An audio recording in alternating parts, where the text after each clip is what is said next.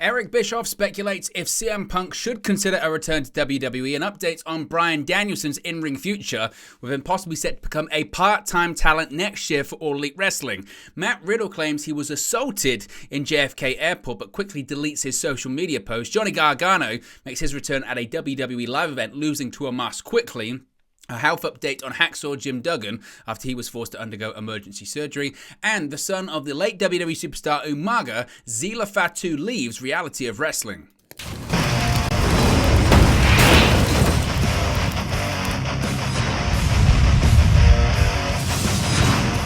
Hey guys, welcome back to Wrestling News 365. Hope everyone is doing very well. As always, there are plenty of news stories to get into in the world of professional wrestling. Let's start off talking about CM Punk and Eric Bischoff speculating on if the former AEW World Champion should now consider a return to WWE, considering how many years he's got left in his professional wrestling career.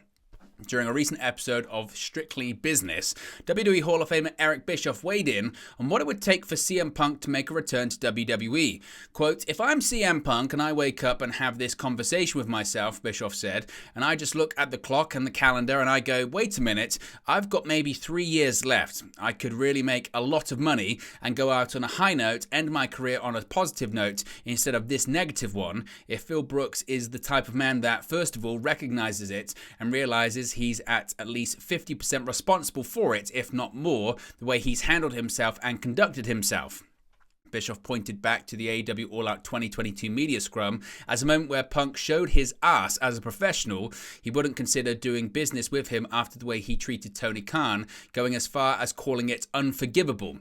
Bischoff continued, quote, "However, if Phil can realize that he's much like anybody that's got a bad habit, eventually, if you've got a bad habit that's holding you back from being more successful, then you've got to fix that bad habit. If Phil can do that and sit down and have an honest conversation with Paul Levesque's a smart dude. I think if Paul Levesque were to truly believe Phil Brooks, then I think there's a shot.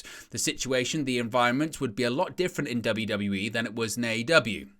Bischoff noted that Punk won't be able to throw his weight around or try and intimidate people in a WWE locker room. He then brought up how he was welcomed in AEW after doing horrible things. Quote, "I'm speaking from a unique perspective," Bischoff said. "Look at all the horrible shit that I did to WWE, or including almost putting him out of business. Their words, not mine. When I finally got there in 2002 and was having serious conversations with people that were still close friends of mine, that was a time when everybody was afraid WWE was going to shut down because of the real competition we were coming to the table with every Monday night as well." So he's basically saying, look, even I was welcomed into WWE and I did some terrible things. CM Punk would be welcomed back after some terrible things that allegedly he may have done in AEW internally to their company. What are your thoughts? Do you agree with what Bischoff said? Do you think that CM Punk could return to WWE? Are you now just waiting to see what CM Punk has to say about his AEW departure? Do you think we'll hear anything from CM Punk regarding his AEW departure in the future? Let me know your thoughts, as always, in the comment section below. Now, an update on Bryan Danielson and the in-ring future of the American Dragon. And if you're happy that Bryan Danielson is still wrestling full-time, well, this may not be good news for you, because a big update has emerged on Bryan Danielson's wrestling future following his comments on the September 9 episode of AEW Collision on TNT. During the show, Danielson noted that he previously promised his family that he'd spend more time at home after his daughter Birdie turned 7. Noting that she's currently 6 years old, Danielson promised to give it his all for the next year, stating that he's unsure what the future holds for him after that. This fueled speculation that Danielson may hang up his boots in 1 year's time, but clarification has now emerged on the situation. Justin Barrasso of Sports Illustrated reports that Danielson currently plans to stop wrestling full-time in the next year, indicating that Danielson will still have a role with AEW following his shift to part-time. The following was shared to Sports Illustrated's Fan Nation. Quote, "Multiple people close to the situation confirm with Sports Illustrated that Danielson will be stepping away from wrestling full-time in the next year, yet may remain a special attraction for AEW." Danielson, of course, has been wrestling for over 20 years, with the popular star making his in-ring debut in December of 1999. He notably retired from in-ring competition in early 2016 due to a serious injury, but was cleared to make a return to in-ring competition in 2018. Also on Collision, Danielson issued a challenge to Zack Sabre Jr. for a match at Wrestle Dream on October 1st, AEW's brand new pay-per-view. That match has been made official, and actually Zack Sabre Jr. has also addressed Danielson's challenge. While Sabre wasn't in the arena last night to address Danielson's challenge, he made sure to share his message for the American Dragon following his appearance at Sunday's New Japan Road to Destruction show.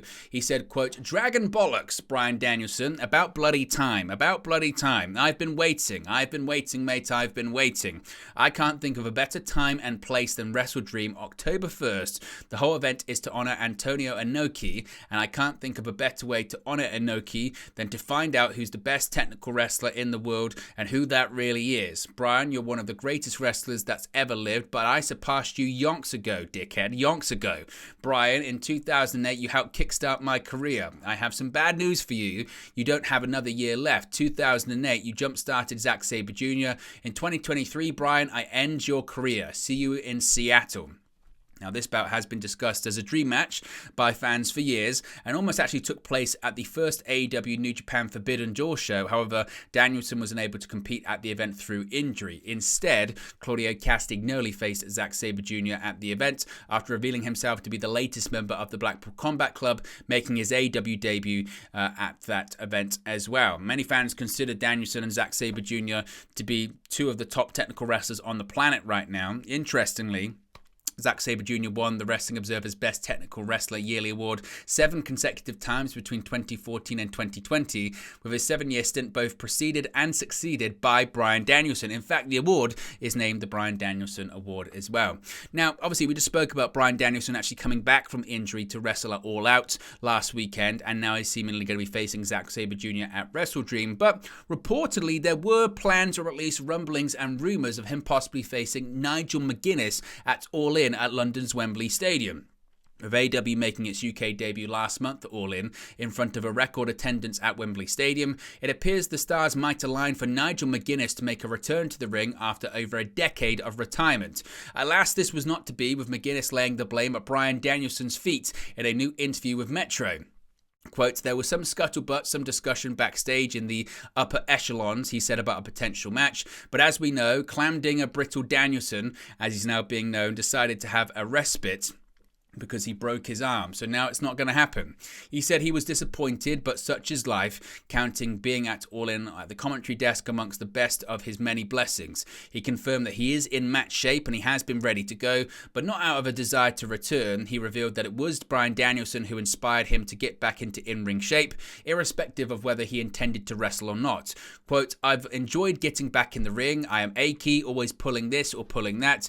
There's not the slightest inclination or a desire to wrestle again, but the ability to do it so that if I had to, I could have done it. That is something I'm very proud of." Speaking of his potential clash with Bryan Danielson, McGuinness said, quote, "It was one of those moments in the universe that you never could have seen. It was like a portal to an impossible reality." He joked that Danielson gave up because he broke his arm. That closed the portal, but there will always be possibilities if and when he decides to step back in the ring. So he's saying he has no desire or inclination to make an in-ring return, but he's ready to if he does want to. So never say never. It's always possible. And in fact, of course, they're back in London next year for All In. So could we see Nigel McGuinness versus Bryan Danielson take place next year at Wembley Stadium? Let me know your thoughts about that. Now, this is quite a curious story because Matt Riddle has posted this and subsequently deleted this, and there's a lot of rumour surrounding this instance. So, WWE superstar Matt Riddle took to Instagram today, it was actually late yesterday into today, and revealed that he was, what he was claiming is assaulted by a police officer. Now, the post, which has now been deleted, was actually captured by various people on social media before it was taken down.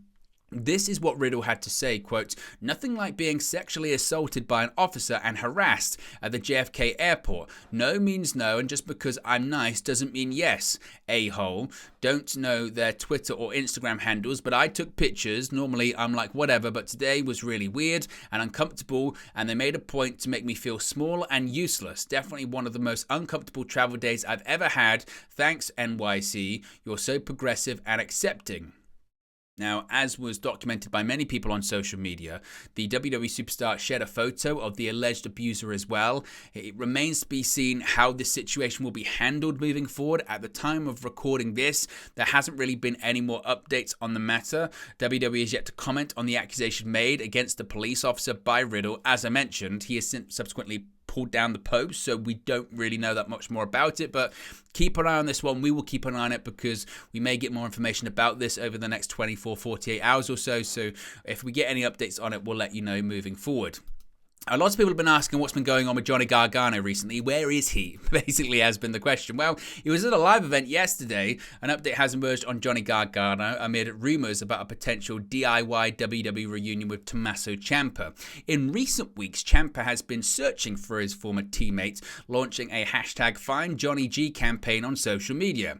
Now, Gargano made his presence known on Saturday, September 9, where he returned to the ring at the Uniondale WWE house show.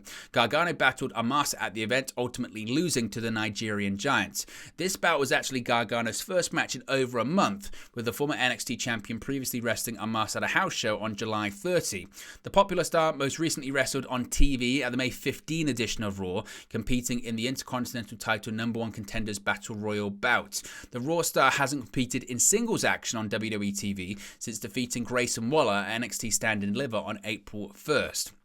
Now, Ciampa's search for Gargano has fueled rumours that WWE is planning to reunite the duo on TV as the DIY tag team. We haven't really heard about that. There were reports from Sean Ross Sapp of Fightful Select that suggested that at one point that was the plan, and then it very quickly became not the plan. So the question is, what do you think's next for Johnny Gargano? What do you think it means that he's at the live event? Is it really anything to look into? Is it not anything to look into? Let me know your thoughts about this in the comments section below. Now, we have an update on WWE Hall of Famer Hacksaw Jim Duggan. Now, Jim Duggan's wife, Deborah, shared a statement via Jim's Twitter account on Saturday revealing that the wrestling legend had been admitted to hospital the previous night for an emergency procedure. The following statement was shared, quote, "We want to thank everyone that came out yesterday as Jim was honoured by the Glen Falls Firefighters Association and apologise to those that came after 3:30.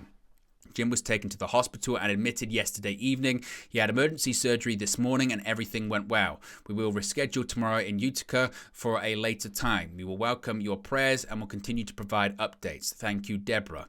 Now, a new update has been shared from Jim Duggan's account, which reads, quote, "Update, Jim is resting comfortably. He is on the mend and will be back on his feet soon. Thank you for your prayers, good wishes and messages. Hacksaw fans are awesome. Thanks to Jake the Snake and Cheryl for the beautiful flowers."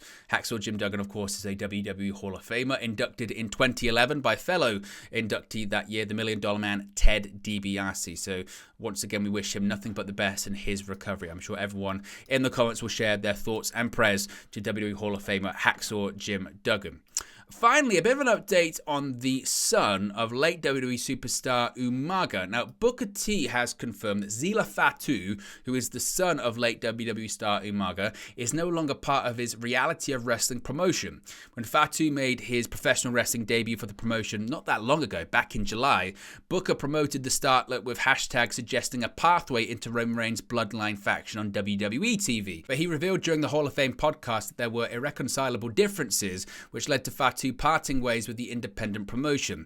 Quote, "I've been getting a lot of calls, people been hitting us up asking about Zila Fatu and when they're going to see him again," he said. "Honestly, I can't tell you when you're going to see Zila Fatu again because he is now no longer part of Reality of Wrestling due to irreconcilable differences. Let's just put it that way." Booker said that he is sure Fatu's career will continue on the independent circuit and wished him well in his future endeavours. The departure is quite abrupt considering that only back in July did the Hall of Famer talk so highly of Fatu's performance in his debut. At the time, he praised Fatu's explosiveness, quickness and composure while taking into account that it was his first performance in front of a live crowd. Fatu defeated Johnny Lyons, who appeared on WWE's 205 Live to kick off his career. He paid tribute to his father as he adopted the Samoan Spike finisher, which is also shared by Solo Sikoa in WWE. So what are your thoughts on Zila Fatu no longer working with Booker T in the Reality of Wrestling promotion? What do you think it says about his pro wrestling future? Will we see him end up in WWE, or is this unlikely to happen now? Let me know your thoughts about that too in the comment section below. But there you go, guys. This latest pro wrestling news for you. Be sure to smash a like on the like button. Be sure to subscribe, bottom right hand corner. As always, let me know your thoughts in the comment section below, and I'll speak to you again very, very soon. Hey guys, thank you for watching, listening, streaming, or however you come across this video today. Be sure to click on the video on the right there to watch our next video, or click the bottom there to subscribe, or the bottom right hand corner. Thank you very much, and I'll speak to you again very soon.